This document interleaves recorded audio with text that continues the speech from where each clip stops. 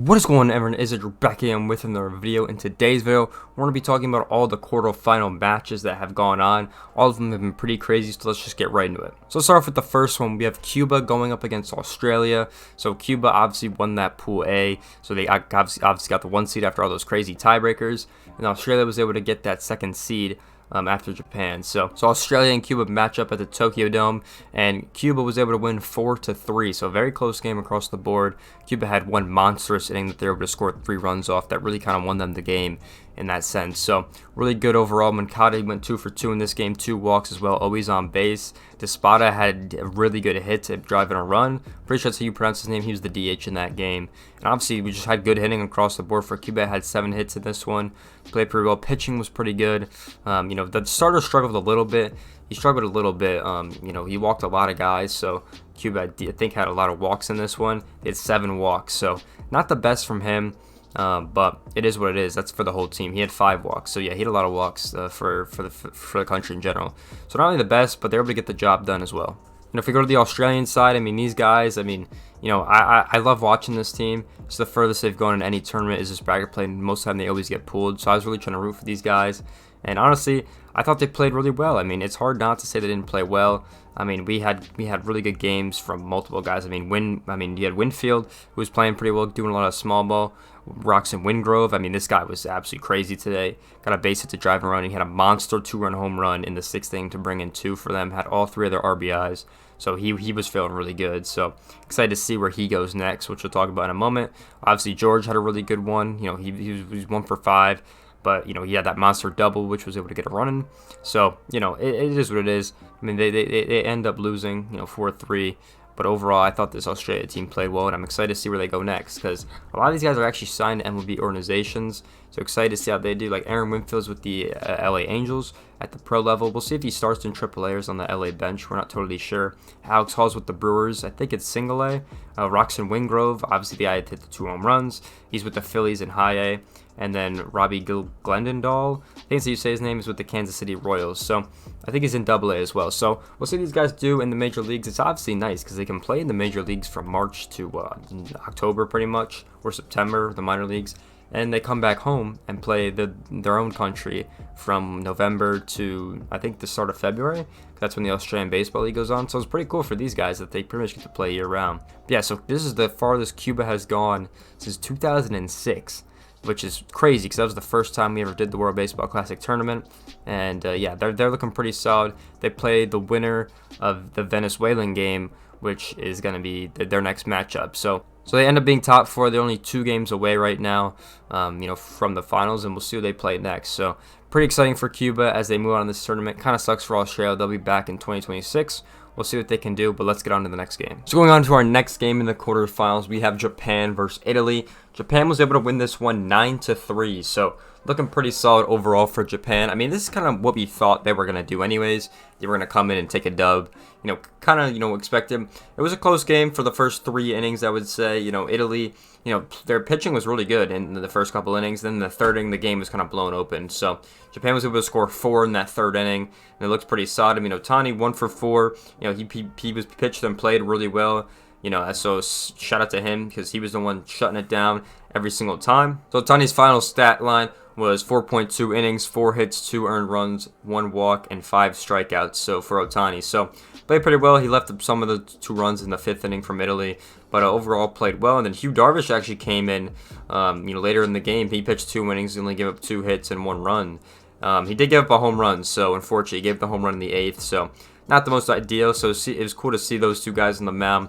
And we'll see who they start for the next game, too, because I'm not really sure who they're going to start because they have like 4 days off. So it could be Darvish again or it could be Otani. I don't really know who they want to go with. But overall, it looked solid for Japan. A lot of guys were hitting, nukes and stuff. Okazami had a 5 RBI game. He went 2 for 2. So really good overall for him and a couple other guys as well. So really good solid side on the Japan side. And then for Italy, like we said, their first pitcher, he was just solid. He pitched 2 innings, only let up one hit.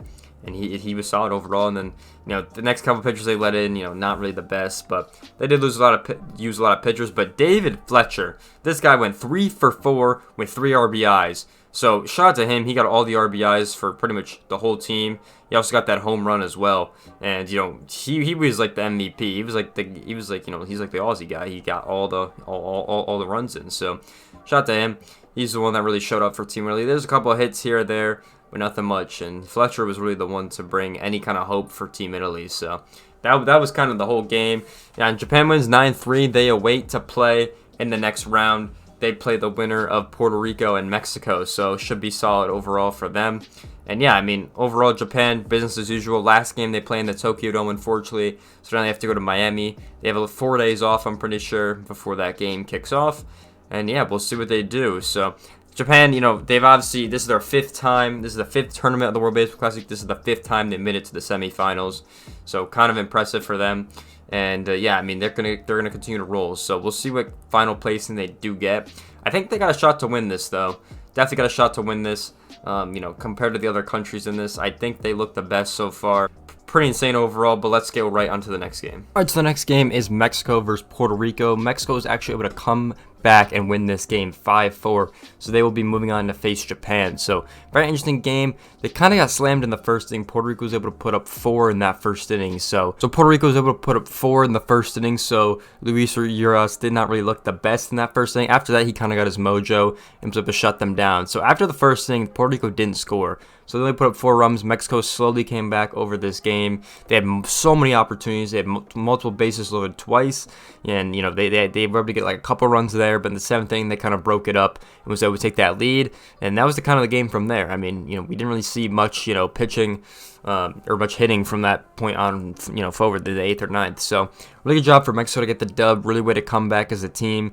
And I think Randy Rosarena talked about it in his interview where he said, "We're down 4-0. We got nothing to lose. Let's just go out there and play our game." So shout out to him for pep talking the team up. I think he said a little bit more than that, but that's what he told in the interview. So that's kind of true. This is the first time Mexico has ever made it to a semifinals. So pretty exciting for that squad. We'll see how they do against Japan moving forward. But yeah, I mean, Puerto Rico overall, they looked really good in that first inning. After that, they literally could not hit. So they got a couple of hits here or there, but they weren't able to work anything together with runs. A couple opportunities throughout the game, I think, but nothing really crazy. I mean, that first inning, they went crazy. Baez, Rosario had back-to-back home runs, able to get some extra base hits across, this game to be able to score some runs. And overall, that if they played well in that first inning and continued that through the game, they probably would have, at least won this game. So, fortunately for Puerto Rico, they're not going to get through. I would say it's a little bit disappointing just because they've got second the last 2 years in a row, but it's hard to, maintain that, obviously, being that good. So, kind of sucks to see from them. They're out in the quarterfinals, so tough. Mexico's going to move on to the semis and face Japan, which will be a very exciting game. I'm pretty sure Japan's home in that one, so Mexico is technically away in that one. So, interesting overall. Let's go to the last game. And going into our last quarterfinal match, we have the United States versus Venezuela, and this game was electric. I mean, this is probably the best game I've watched in a couple of years, now that I'm trying to think about it. Absolutely insane game. The United States win this one 9-7. The highlights are insane from this game. I mean, we obviously have the United States going up really early. They go up 3-0 in the first inning. Venezuela responds with that 2-0 home run, which was pretty good. That was his first one of the game. He hits another one later in the game, which got even crazier. Then the U.S. scores, one in the 4th, one in the 5th. Venezuela responds with 4 in the 5th. They played really good in that 5th inning, and they absolutely popped off. I mean, this game was crazy. We had so many hits across the game. The United States had 15, Venezuela had 8. I mean, absolutely crazy. Everyone on Team USA had hits. This guy Kyle Tucker was 3 for 5. Like he was absolutely crazy. He was 3 for 3 with a home run. He was crazy. Almost hit for the cycle. He had a single double and a solo shot. So absolutely crazy. Crazy games for most of the guys. I mean, Betts and Trout started off really nice, faded towards the end a little bit. But we got to talk about Trey Turner's grand slam in the 8th inning. Top of the 8th inning, the United States is losing 5-7. This guy hits a grand slam to go ahead and win the game. So absolutely insane. I mean, the stadium was going electric. I mean, I was going crazy in my room as well. So I mean, absolutely insane. Like he said in his interview, that's got to be the best home run he's ever hit in his whole career. So shout out to Trey Turner for that. Phillies definitely got their star, and the stocks are going up for them. So looking pretty solid. On the Venezuela side, obviously they played well. I think Altuve has a hand injury as well in this game. He got hit in the hand, and they said he might have a broken finger or something like that. They said they'll check with the Astros, I think tomorrow. So kind of crazy overall for Altuve. Hopefully he's not hurt. We don't want to see any player get hurt, even though he's one of the most hated players. I still don't want to see any player get hurt. That's kind of unfortunate because it sucks for the sport. I mean, we had so many pitchers used for this as well. I mean, just so many guys used, so many runs given up. Absolutely insane game. And I just can't wait for the semifinals and the championship. So it's been crazy in these whole quarterfinal matches. All the quarterfinals have been within a couple runs. I mean, you look at the Mexico-Puerto Rico game, that was in one. You look at the Japan game, they were the only team to actually smoke another team. They won 9-3. This game was 9-7, very close. And then even the last game with Cuba and Australia was in one. So kind of crazy games we've had throughout the whole time. And, Japan and the United States scoring 9. So maybe those meet each other in the final. We'll see. If I got to predict it real quick, we got Cuba versus the United States. I got to go United States versus Japan final. I think that's what I got to do. That'd be the best final I think we would see across this tournament. But who knows? We'll wait and see. Hope you guys enjoyed this video. Make sure you guys like, comment, subscribe. Obviously, we go over all the quarterfinal matches in this one. Absolutely crazy. So yeah, make sure you like, comment, subscribe. Go check out my Twitter where I'll be updating everything on the World Baseball Classic. Obviously, I've been tweeting like crazy during the games, giving you guys score updates, all that good stuff. With that being said, I hope you guys enjoyed this video, and I'll see you guys in the next one. Peace out, everyone.